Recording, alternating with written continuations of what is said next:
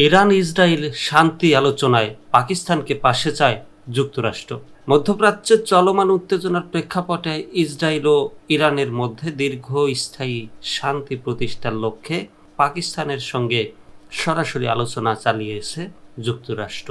মার্কিন পররাষ্ট্রমন্ত্রী Marco Rubio পাকিস্তানের প্রধানমন্ত্রী শেহবাজ শরীফের মধ্যে সম্প্রতি অনুষ্ঠিত এক ফোন আলাপে এ নিয়ে বিস্তারিত আলোচনা হয়। আজ শুক্রবার আন্তর্জাতিক সংবাদ মাধ্যম টিআরটি ওয়ার্ল্ডের প্রকাশিত প্রতিবেদনে জানানো হয়, গত বৃহস্পতিবার রুবিও শেহবাজের মধ্যে এই কূটনৈতিক যোগাযোগ হয়। আলোচনায় দুই নেতা ইসরায়েল ইরান সংঘাত থামাতে একযোগে কাজ করার গুরুত্বের কথা বলেন।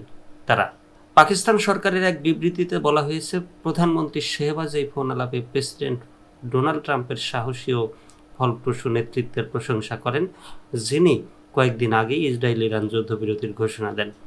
পাকিস্তানের প্রধানমন্ত্রী বলেন, তার দেশ সবসময় মধ্যপ্রাচ্যের শান্তি ও স্থিতিশীলতা রক্ষায় গঠনমূলক ভূমিকা রাখতে আগ্রহী।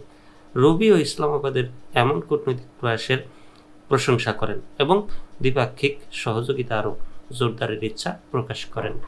এই আলোচনার পেছনে একাধিক প্রাসঙ্গিক বিষয় রয়েছে। মূলত যুক্তরাষ্ট্রের ইরানের কোনো দূতাবাস না থাকায় ওয়াশিংটনে পাকিস্তানি দূতাবাসের একটি শাখা দীর্ঘদিন ধরে ইরানের স্বার্থ রক্ষা করে আসছে।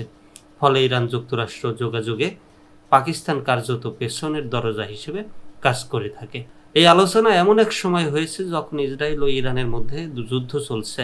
13 জুন থেকে ওই দিন ইরানের অভ্যন্তরে হামলা চালায়, যার জবাবে ইরান কাতারে একটি মার্কিন ঘাঁটিতে পাল্টা হামলা করে। দুই পক্ষের পাল্টাপাল্টি অভিযানের পর প্রেসিডেন্ট ট্রাম্প যুদ্ধবিরতির ঘোষণা দেন। তবে পরিপূর্ণ শান্তি এখনো আসেনি, বরং আঞ্চলিক অস্থিরতা থেকেই যাচ্ছে।